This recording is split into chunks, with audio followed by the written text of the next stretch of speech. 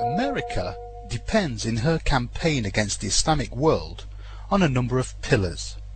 The first pillar is its international weight and influence in the Islamic world, particularly after the Second Gulf War policy, which resulted in the consolidation of her influence in the whole Islamic region.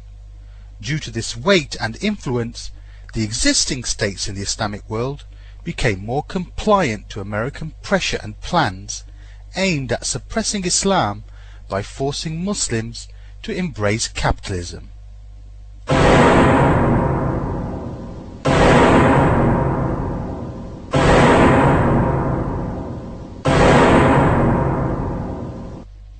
While America is the leader of the capitalist states, she ensures the others participate in this campaign. She uses their influence and their agents to guarantee the success of this campaign in the whole Islamic world, particularly as these states do not differ from America in viewing Islam as a threat to them, to their proper influence and interests. People should have confidence. This is a battle with only one outcome: our victory, not theirs.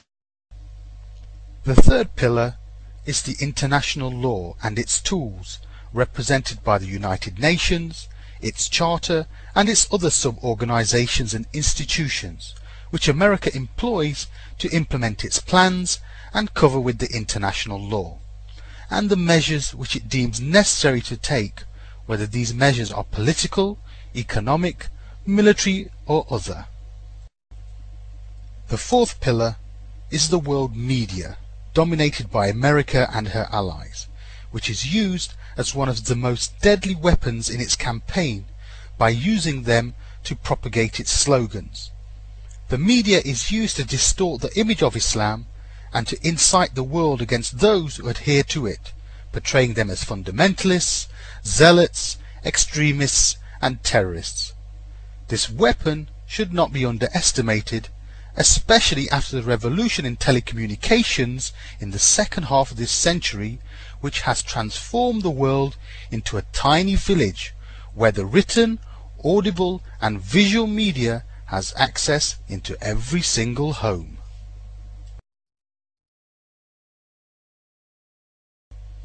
The fifth pillar is perhaps the ugliest and most dangerous of these pillars: the agent rulers, and the circle around them of underlings, hypocrites, opportunists, and those lured by the Kafir culture and fascinated by its way of life.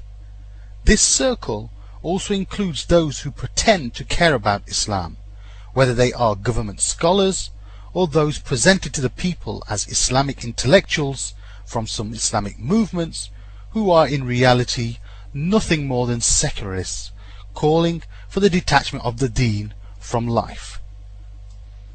Although these are the most important pillars which America relies upon, this campaign manifests itself in 4 slogans which essentially constitute the core of capitalism: democracy, pluralism, human rights, and free market policies. It is therefore necessary to explain the falsehood of the basis from which they emanate. This basis is the capitalist creed, that is, the creed of detaching religion from life. This creed does not result from a rational process, nor even from a logical one. Rather, it is a compromise between 2 contradictory ideas. The idea which the clergy used to call for in the medieval ages, namely the submission of everything in this life to the religion, that is Christianity, and the idea which some thinkers and philosophers call for, namely the denial of the existence of a creator. A compromise solution is conceivable between 2 similar views, but it is inconceivable to exist between 2 contradictory views. Either there is a creator and has prescribed a system for man to proceed with in this worldly life, or there is no creator.